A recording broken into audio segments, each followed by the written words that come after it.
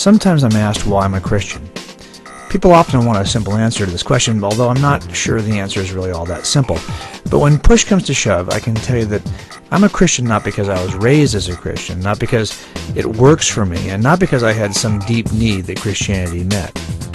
I'm a Christian because it is true. Christianity is reasonable. It makes sense. It explains what I see in my own nature and in the world around me. That's all there is to it, really. Let me share something with you that I hope will at least make it possible for you to see the reasonable nature of Christian theism. Let me pull out my wallet and tell you why I believe what I believe. Let me open the money section. See this dollar bill? It's alone in my wallet. Now, let me ask you a simple question. How did the dollar bill get in the wallet? I realize this sounds like a ridiculously simple question, but let me make it a little more interesting. I want you to answer that question without going outside the wallet for an answer. Now, before you contemplate a response here, let's take a better look at the dollar. Clearly, the dollar bill is an amazing object. It contains so much detail. Specific numbers and drawings and words are inked on the paper. The dollar contains more than simple markings and symbols. These markings and symbols convey information, and information is evidence that intelligence is involved in the creation of the dollar. Information requires an intelligent mind to place the markings and symbols in a meaningful way, and then an intelligent mind to interpret and understand what is meant by these markings. So the dollar is clearly the product of intelligence. You and I would hardly disagree on this simple issue. We know that the dollar has been designed by humans. So now, let's talk about how the dollar got in my wallet. What are some possibilities? I know you're inclined to say the obvious. Someone put the dollar in there. But that answer is not allowed. Remember that I said you have to answer the question without going outside the wallet for an answer, and you and I are on the outside. Yes, you could reasonably and logically presume that I or someone else put the dollar in the wallet, and yes, I know that this without a doubt is the very best and most reasonable conclusion. But our rules here simply won't allow this answer. You're going to have to stay inside the wallet for an answer. Whatever process you decide was involved in the appearance of this dollar, it must come from within inside the wallet. Okay, so what are the possibilities that are left to us? How could the dollar get in the wallet if it wasn't placed in there by someone or something outside the wallet? Well, if you really think about it, there are only two options left to us. First, it might simply be the dollar was always in the wallet. It's as old as the wallet, and it's always been in the wallet. The other possibility is the dollar formed over time from much more primitive materials that were in the wallet to begin with.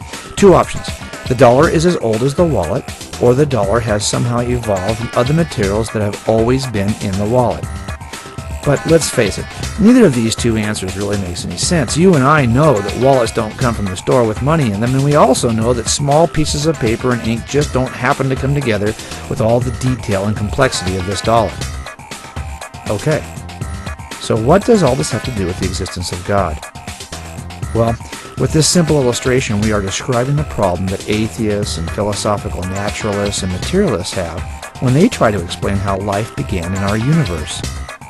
How does matter come from non-matter? How does life come from non-life? How does information appear in the DNA code if there's no intelligence behind the code? It's just like trying to explain how the dollar got in the wallet.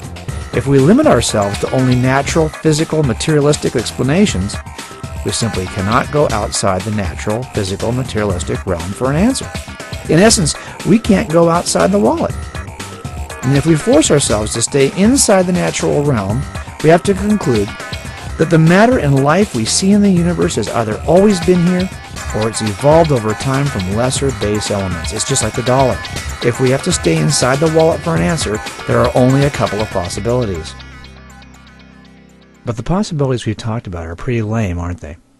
They don't really satisfy us. Science has given us a ton of evidence to show that matter and the universe itself have not always been here. We now know that the universe had a beginning. Science has come to call this beginning the Big Bang. Starting with Einstein and continuing to today, science tells us that all space, time, and matter had a beginning. We know that matter in the universe is not infinitely old, and life in the universe appears even more recently. Our first answer, that matter and life are as old as the universe, simply doesn't explain how the universe itself got here. If the universe had a beginning, then it makes sense that the universe had a beginner, and this beginner simply must have come from someplace other than the universe it began. And if life evolved from other base materials, how did these base materials come to exist in the first place? How did something come from nothing?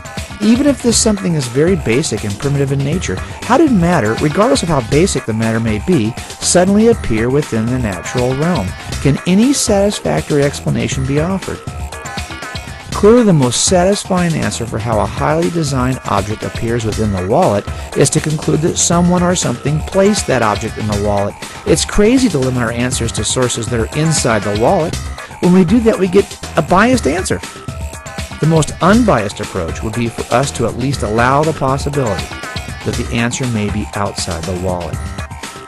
In a similar way, it seems to me that the most unbiased science would also respect the possibility that the supernatural realm outside the natural order might be a source for all the matter and life we see in the universe.